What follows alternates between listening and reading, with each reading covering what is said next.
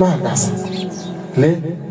لأنه ما متعود يعمل الحسنات، عشان كده ما قادر يعمل حسنات، ما متعود.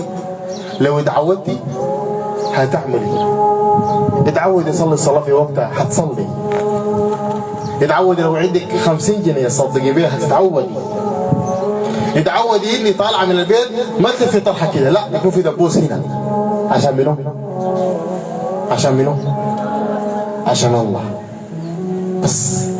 اتعودي وانت ماشيه لقيتي ولد طولي كبي دنقر، قولي انا دنقرت هنا عشان الله وهو عاجبني وسمع ويلفت النظر، وحتى هنا قلبي اتحرك، لكن عشان الله، عشان ربنا الكريم العظيم اللي ما قصر معنا في حاجه. عودي انك تتعاملي مع الذنوب والمعاصي بالطريقه دي، صدقيني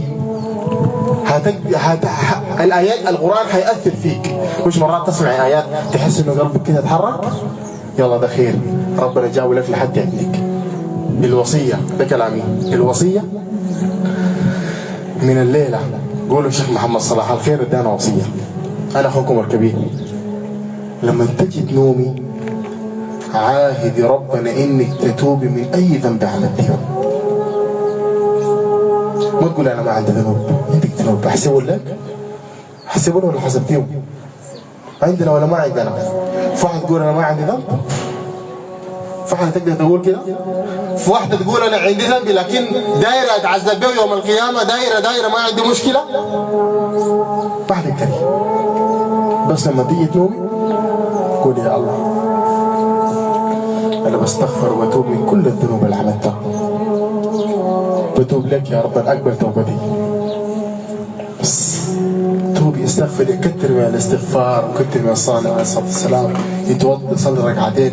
ما تنومي وانت عازمه ومخططه انه بكره تمشوا تقفلوا في الحته الفلانيه. اوعي تخططي برنامج فيه حرام فيه غلط بيغضب ربنا بكره اياك، لانه ممكن تموت وما تحيي. بس ولو ربنا اكرمك واداك من العمر وصحيت الصباح وانت طالعه من البيت قولي لقلبك انا الليله ما هاعمل اي ذنب لحد ما ارجع البيت، يكون همك انك ترجع البيت ما عندك ذنوب. بس والله يا اخواتي لو بقيتوا على الكلام ده ربنا وايانا واياكم كلنا يرزقنا جنه عاليه قطوفها دانيه. اهل الجنه في الجنه الواحد ما بيتمنى، ما بيطلب الحاجه بس يتمناها يلقاها قدامه. شفت النعيم ده كيف؟ تتمني اي حاجه بس تتمنيها تلقاها قدامك. الطير العصفوره لو ماشيه كده، حمامه ماشيه، قلت يا سلام يا ريت لو كان مشويه كده، تجيك مشويه قاعده يا سلام، تقول يا سلام ديك تفاحيه حلوه في الشجره ولا تمشي تقطعيها برا تجيك لحد هنا، يجيك مذلله. ربنا قال قطوفها دانيه، دانيه يعني شنو؟ يعني نازله قريبه من الزول، يشيلك كده ياخذها. نعيم ولا ما نعيم؟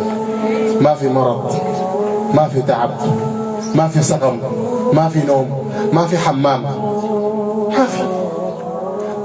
ما في متعة. جزاء لمن صبر، جزاء للمتقين، جزاء للناس الكويسين والناس الكارمين والناس الضابطين.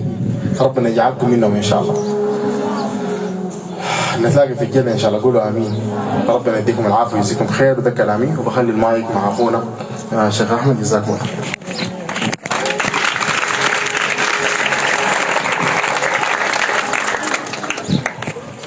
أريد أن أكمل كلام شيخ محمد صلاح الخير في كلمة ووصية برضه. زي ما قال لكم وصية، أنا عندي وصية، وزي ما قاعد أدخل كل مدرسة وأقول الوصية دي.